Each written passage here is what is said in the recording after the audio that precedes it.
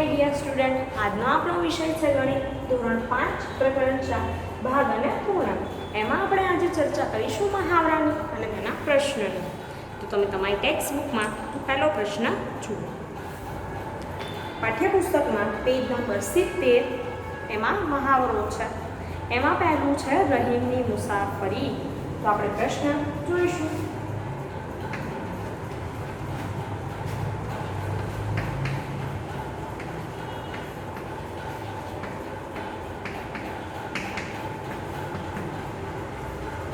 એવું કીધું છે રહીને શાળાએ પહોંચવા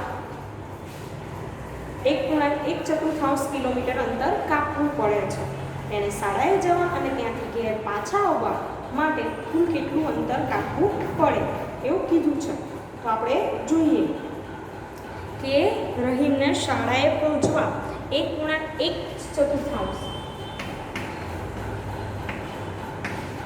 શાળાએ પહોંચવા લાગતું અંતર એવું પહેલાં લખીશું. પહેલાં હંમેશા કોઈ પણ પ્રશ્ન આપ્યો હોય કે દાખલો આપ્યો એનામાં કઈ માહિતી આપી છે એ માહિતી તમારે જોવાની છે અને માહિતી પ્રમાણે તમારે લખવાની છે અને પછી જવાબ શોધવાની પ્રોસેસ ચાલુ કરવાની, દાખલો ગણવાનો. રહીમને શાળાએ જવા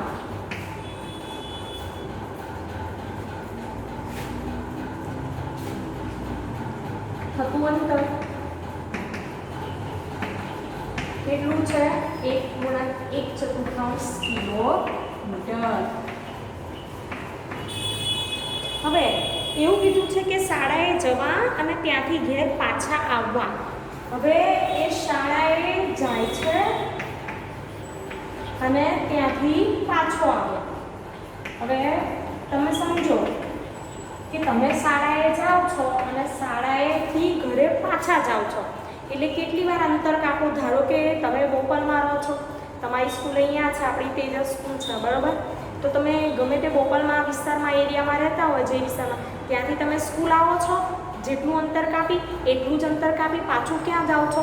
ઘરે જાઓ છો સાંજે, બરાબર? એવી રીતે જતા હતા. તો એવી રીતે રહીમ પણ શાળાએ આવે છે, શાળાએ પાછો જાય એટલે 1.1 કિલોમીટર જે અંતર છે એ અંતરે કેટલી વાર દિવસમાં કાપે છે? 2 વાર. તો આપણે શું કરીશું? પહેલા ગણતરી કરીશું.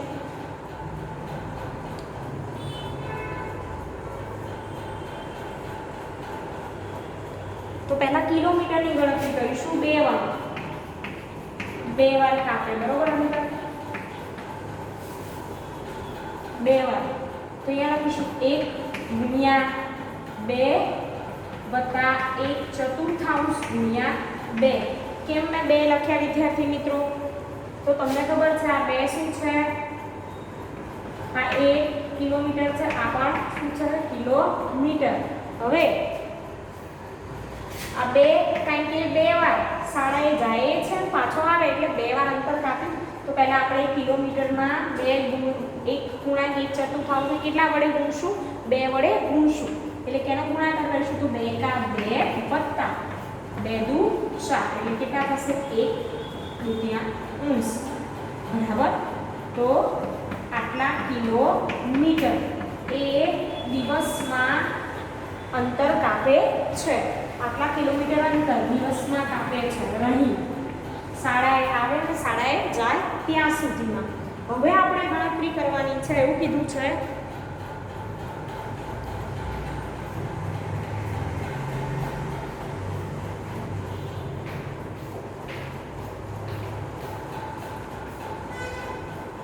આ જે આપણી ગણતરી છે એ આપણો જવાબ છે કે 2.5 કિલોમીટર અંતર એ રહીમ કાપે છે.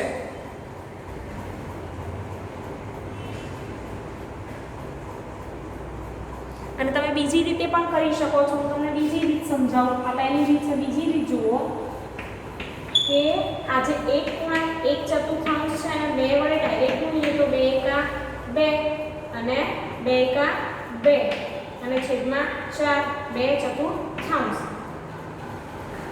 બરાબર? આને 2 વડે ગુણવાના, આને 2 વડે ગુણવાના.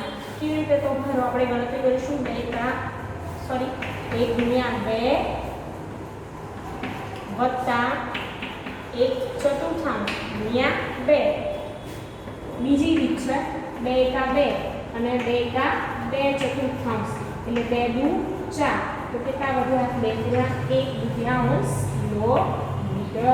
તમે આ રીતે ગણતરી કરી શકો, તમે આવી રીતે પણ ગણતરી કરી શકો તો પણ સરખું જ છે. બરાબર. ઇન શોર્ટ તો આ પહેલો ગણિતની મુસાફરી. હવે આપણે બીજું જોઈશું કયા સિક્કા.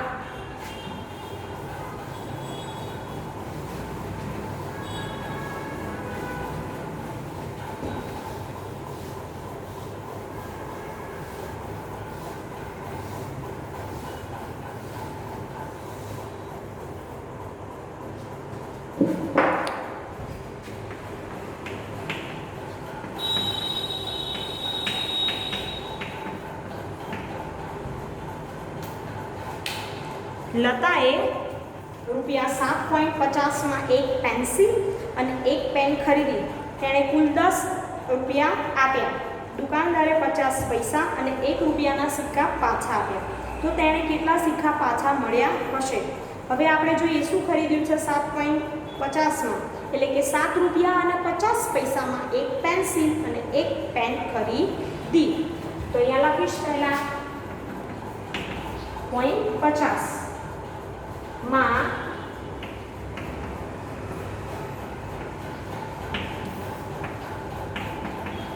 એક પેન્સિલ અને પેન ખરીદી. બરાબર. તેણે કેટલા રૂપિયા આપ્યા? 10 રૂપિયા આપ્યા. 10 રૂપિયા આપ્યા. હવે કેટલા સિક્કા પાછા મળ્યા? તો આપણે શું કરીશું? 10 માંથી 7.50 શું કરીશું? બાદબાકી. 10 રૂપિયા આપ્યા અને 7.50 વસ્તુ ખરીદી.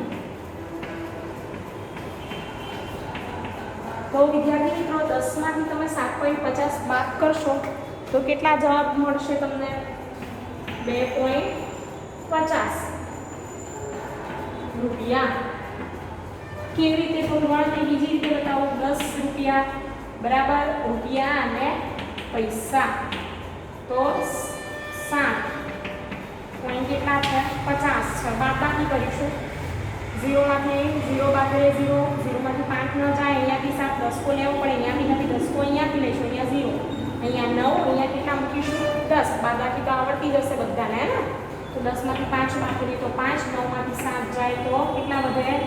2 વધે અને અહીંયા 0 તો કેટલા વધ્યા? 2.5 ₹2.50 પૈસા. તો આપણો જવાબ આવી ગયો. તો આને લતાને કેટલા સિક્કા પાછા મળ્યા હશે? તો 2.50 પાછા મળ્યા હશે. બરોબર. આવી રીતે તમે બે રીતે કરી શકો, ઊભી અને આડી બંને રીતે તમે ગણતરી કરી શકો છો. હવે આપણે આગળ જોઈશું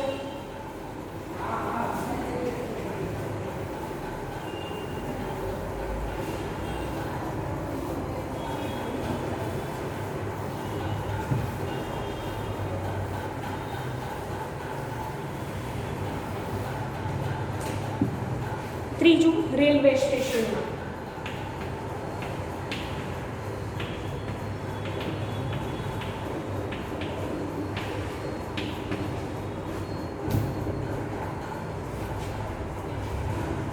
હવે રેલવે સ્ટેશન સમજાવતા પહેલા મારે તમને પેલી સિક્કાવાળી જે ગણતરી હતી એમાં હું તમને કહી દઉં આગળમાં કે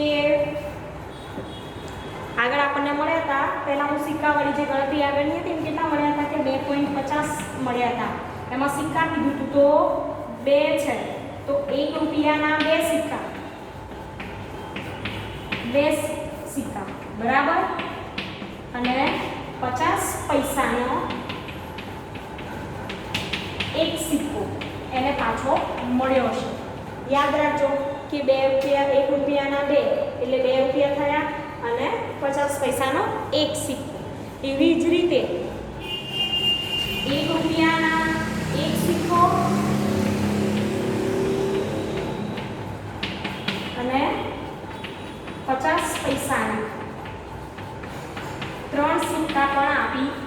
દુકાનદાર એની પાસે જે પ્રમાણે પૈસા હોય એ પ્રમાણે આપી શકે. 50 પૈસાના 3 સિક્કા આપે એટલે કેટલા થશે?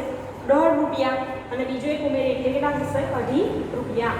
હવે એવી રીતે તમે સિક્કા પાછા આપી શકશે. તો આ તમે આવી રીતે નોટમાં લખજો. હવે આપણે વાત કરીશું રેલવે સ્ટેશનમાં. બરાબર, આ રૂપિયાને એના વાળી પર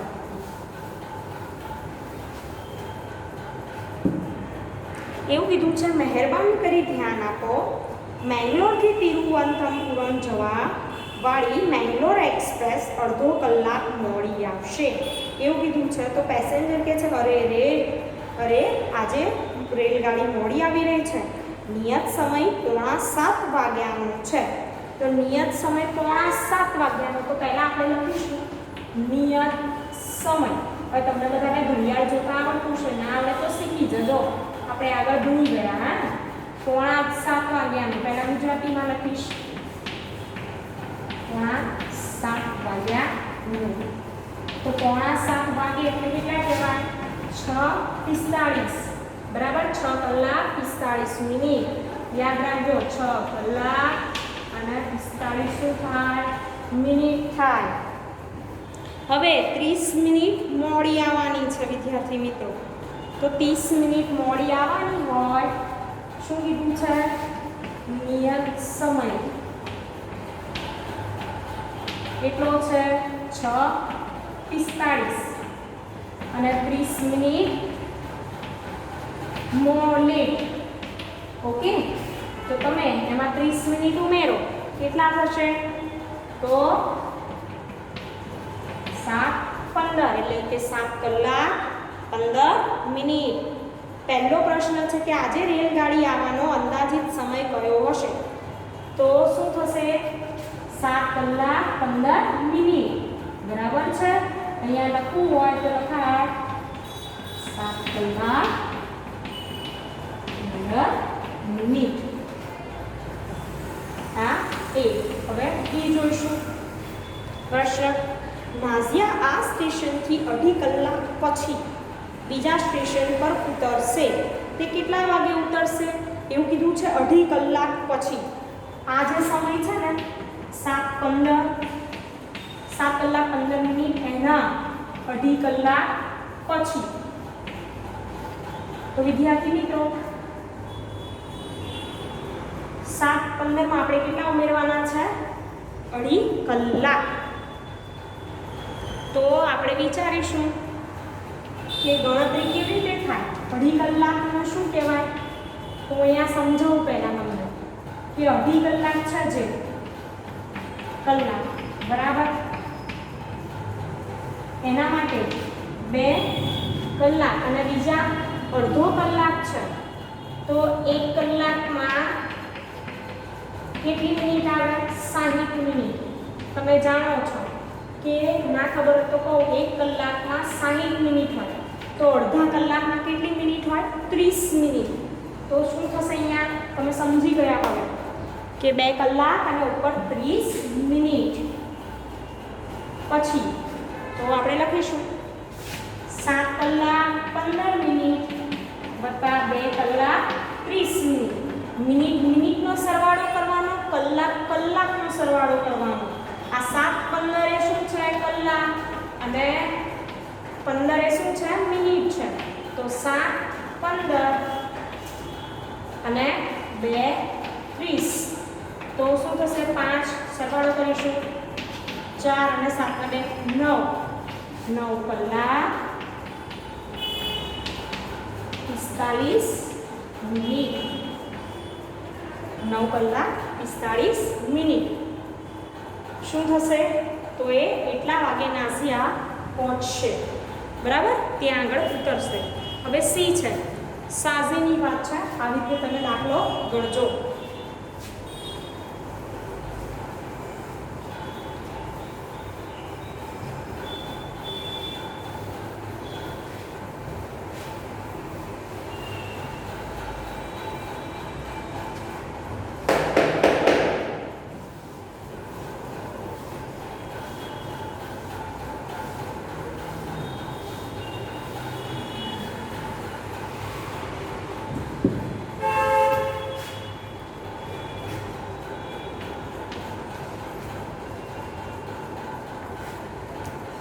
સાજીને આ રેલગાડીથી સી છે, સાજીને આ રેલગાડીથી એર્નાકુલમ પહોંચવા માટે 5 કલાક લાગે છે.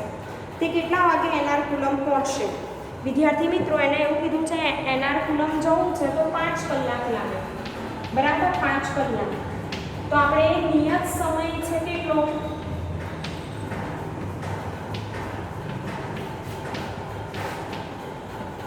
7:15 એટલે કે 7 કલાક ઉપર 15 મિનિટનું. એમાં કેટલા એડ કરવાના? 5 કલાક. તો હવે તો તમને ખબર પડી જાય, 7 માં 5 ઉમેરો તો કેટલા થશે? વિદ્યાર્થી મિત્રો, 7 માં 5 ઉમેરીશું તો તમને ખબર પડી જશે 12 કલાક 15 મિનિટ. હવે તો તમને ગણતરી આવડી જાય. 12 કલાક 15 મિનિટ. બરાબર, અને એના આ રીતે પણ લખી શકાય. તમારે ગણતરી કરવામાં ધ્યાન રાખવાની. કલાક કલાક હોય, મિનિટ મિનિટ હોય તો એ પ્રમાણે ગણતરી કરવાની. પહેલાં તમને એટલી ખબર પડવી જોઈએ કે 1 કલાક બરાબર 60 મિનિટ. આ તમારી સમજૂતી માટે કહું છું. આ દાખલો કંઈ આપણો પૂરો થઈ ગયો. એ કેટલા વાગે પહોંચશે? તો 12 કલાક 15 મિનિટ. સમજૂતી આપું છું કે 1 કલાક બરાબર કેટલી મિનિટ થાય? તો 60 મિનિટ થાય. બરાબર છે. હવે 1 મિનિટ બરાબર કેટલી સેકન્ડ થાય? તો 60 સેકન્ડ થાય. આ તમારે યાદ રાખવાની. એવી રીતે અડધો કલાક કીધો હોય, એવું કીધું હોય કે અડધો કલાક, તો 60 ભાગ્યા શું કરવાના? 2 એટલે કેટલી મિનિટ થાય? 30 મિનિટ. અડધા કલાકની વાત કરી હોય તો અહીંયા આપણું આ ચેપ્ટર પૂરું થાય છે. હવે હું તમને કેટલાક પુનરાવર્તનમાં સમજાવીશ અપૂર્ણાંક પૂર્ણાંક વિશે કે કેવી રીતે ગણતરી થાય.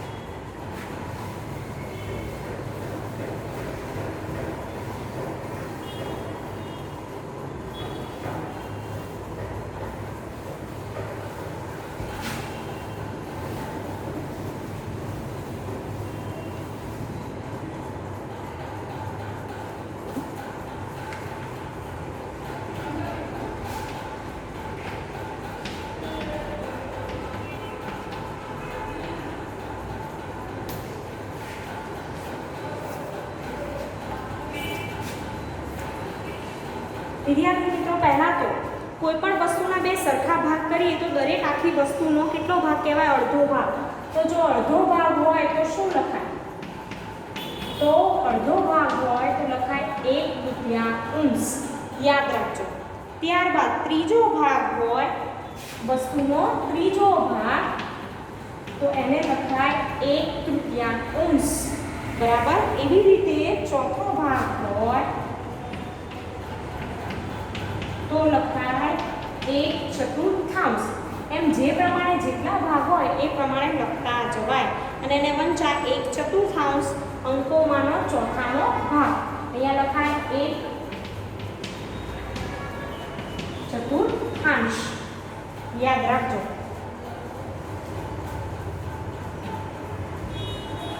ઓકે, હવે આ વાત થઈ કે આવી રીતે તમારે જોવાનું. હવે હું તમને બીજું શીખવાડીશ કે જ્યારે કોઈ ભાગ આપેલો હોય એમાંથી તમારે કેટલા ભાગ આચ્છાદિત છે, કેટલા ભાગ આચ્છાદિત નથી, એટલે કે રંગ પૂરેલ છે ને રંગ કર્યા વગરના છે, કેવી રીતે ગણશો એવું સમજાવીશ તમને.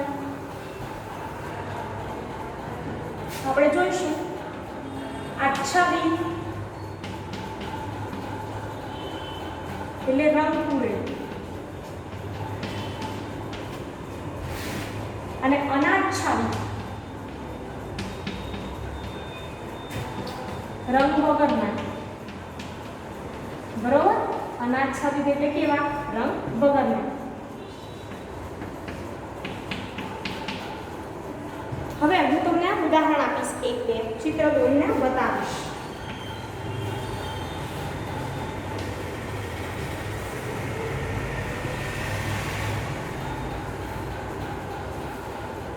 હવે આ ચિત્ર તમે જોઈ શકો છો કે આ ચિત્રમાં કેટલા ભાગ છે? 1 2 3 4 5 6 7 ને 8 ભાગ છે.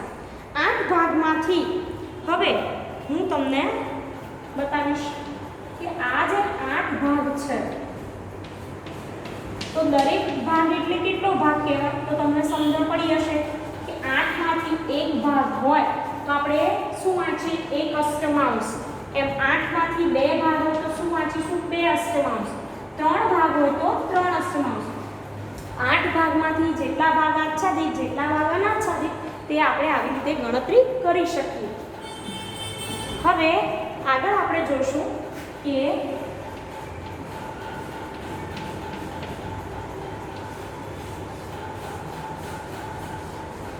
આ જે આકૃતિ છે એમાં કેટલા ભાગ આચ્છાદિત છે એટલે કે રંગ પૂરેલું છે. આચ્છાદિત એટલે આવરણ આજે તમને દેખાય છે એ. તો તમે જોશો કે 8 માંથી કેટલા ભાગ?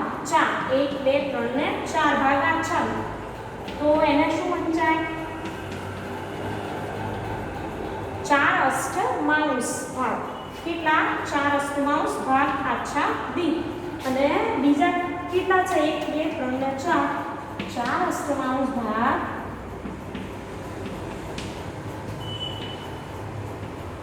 અનાચ્છાદિત એટલે કે રંગ પૂરેલ અને રંગ પૂર્યા વગરના. તો આવી રીતે તમે ગણતરી કરી શકો છો. આ એક ઉદાહરણ છે. બીજું ઉદાહરણ તમને બીજું આપીશ કે એવું આપેલું હોય કે અપૂર્ણાંક પ્રમાણે આકૃતિને આચ્છાદિત કરો. બરાબર? આપણને અપૂર્ણાંક આપી દીધા હોય અને આપણે એ પ્રમાણે ભાગને આચ્છાદિત કરવાનો હોય તો કેવી રીતે કરીશું એ આપણે જોઈએ.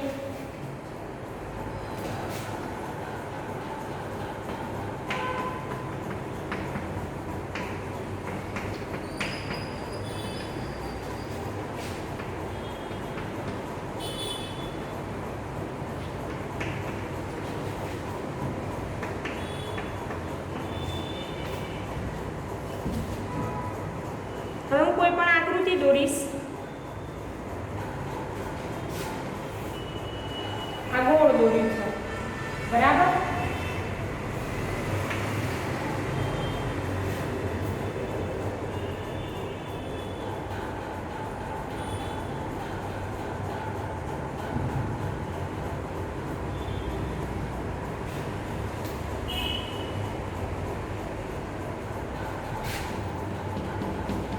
હવે એવું કીધું છે 3/4 ભાગ.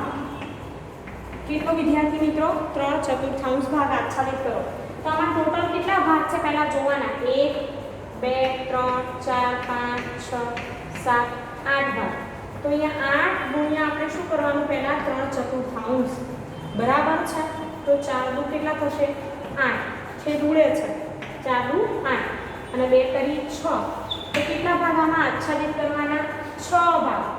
તો આપણે 6 ભાગને આચ્છાદિત કરીશું.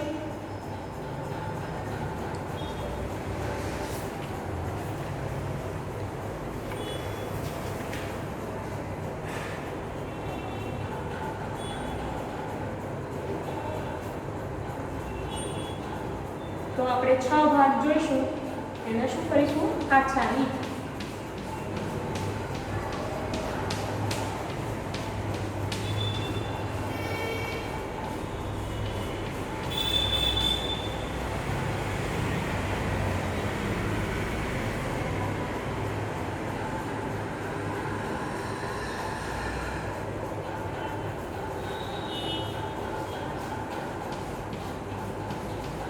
હવે જુઓ કેટલા ભાગ આચ્છાદિત થયા? 6 ભાગ. આ કેટલો ભાગ છે? 3/4 ભાગ. 3/4 ભાગ શોધવા માટે તમારે ટોટલ જે ભાગ હોય એના 3/4 ભાગ પહેલા શોધવાનો અને પછી કરવાના. બરાબર? યાદ રાખજો.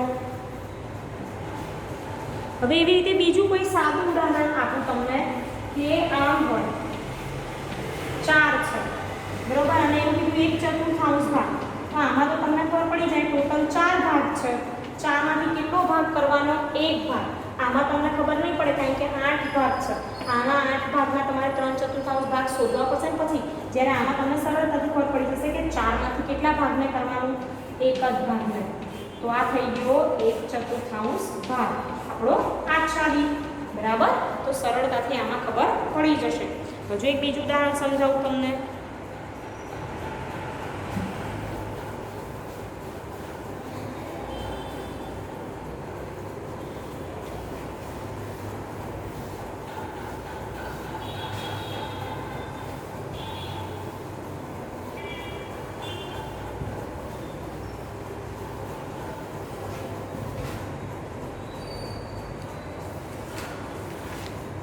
એવું કીધું છે એક ફૂલની, પહેલો પ્રશ્ન,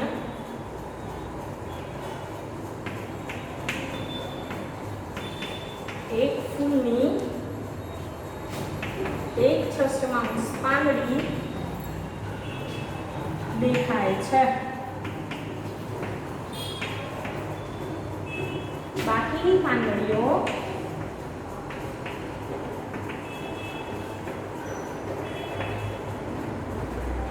દોરી ચિત્ર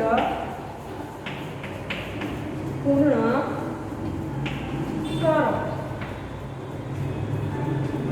તો હવે આપણે જોઈશું, એવું કીધું છે એક છઠ્ઠાંશ, એટલે તમને ખબર પડવી જોઈએ એક છઠ્ઠાંશ ભાગ તો ટોટલ કેટલી હશે? 6 પાંદડીમાંથી એક પાંદડી દોરેલી છે, બરાબર. તો આપણે બાકીની કેટલી દોરવાની રહેશે? 5 દોરવાની રહેશે. તો આપણે દોરીશું 1 2 3 4 5. થઈ ગયું આપણું ચિત્ર પૂરું. 6 માંથી એક ભાગ આપણને દોરીને આપ્યો તો આપણે એમાં કેટલા ભાગ દોર્યા? 1 2 3 4 ને 5. એટલે તમને ખબર પડે કે દરેક ભાગ કેટલો કહેવાય? એક છઠ્ઠાંશ. 6 માંથી એક ભાગ, બરોબર. દરેક ભાગને શું લખાય? એક છઠ્ઠાંશ. હવે આપણે બીજું જોઈશું.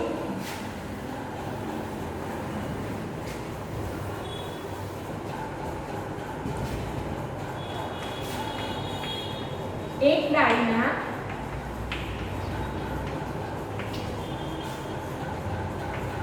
3/4 પાંદડા દેખાય છે,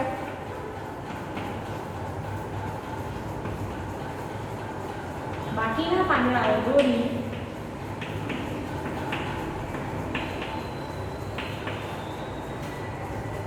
ચિત્ર પૂર્ણ કરો.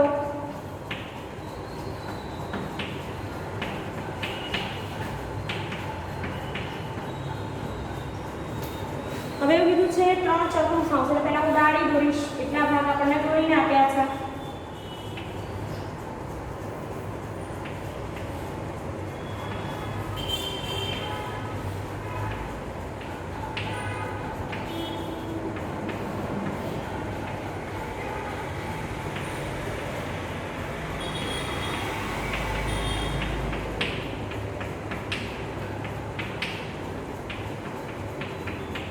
બરાબર. એવું કીધું છે 3/4 ભાગ દોરી આપેલા છે. અહીંયા દેખાય છે 4 હતા, એમાંથી કેટલા દોર્યા છે? 3. તો તમને ખબર પડી જોઈએ કે હજુ આપણે કેટલા દોરવાના હશે પાંદડા? 1. ખબર પડી ને? તો આમ 1 દોરીશું એટલે આપણો જવાબ પૂર્ણ. 4 માંથી 3 આપેલા હતા, એમાં આપણે 1 દોર્યો એટલે બાકીના પાંદડાઓ કેટલા દોરવાના? આપણે 1 દોરવાના રહેશે. તો આપણું આ ચિત્ર પૂરું થાય. વિદ્યાર્થી મિત્રો, આવી રીતે તમે બીજા જે પૂર્ણાંક અપૂર્ણાંકવાળા હોય પ્રશ્ન, એની તમે ઘરેથી પ્રેક્ટિસ કરજો. પાઠ્યપુસ્તકમાંથી જે પ્રશ્ન આવે છે એની પણ તૈયારી કરજો. તમે નોટમાં લખશો, પોઈન્ટ બનાવશો, વ્યવસ્થિત લખશો. ઘડિયાળ તૈયાર કરવા ખાસ જરૂરી છે. આના માટે ઘડિયાળ આવડશે તો ગણતરી આવડશે. તો ઘડિયાળ પણ રોજે રોજ તૈયાર કરતા રહેજો. અને આવી રીતે જે પુનરાવર્તનના દાખલા હું ગણાવું છું, પાઠ્યપુસ્તકના ગણાવું છું, એ તમે તમારી નોટમાં 1 1 2 2 વાર, જેમ ના ફાવે તો વધુ વાર પણ તમે ગણતરી કરજો. Thank you.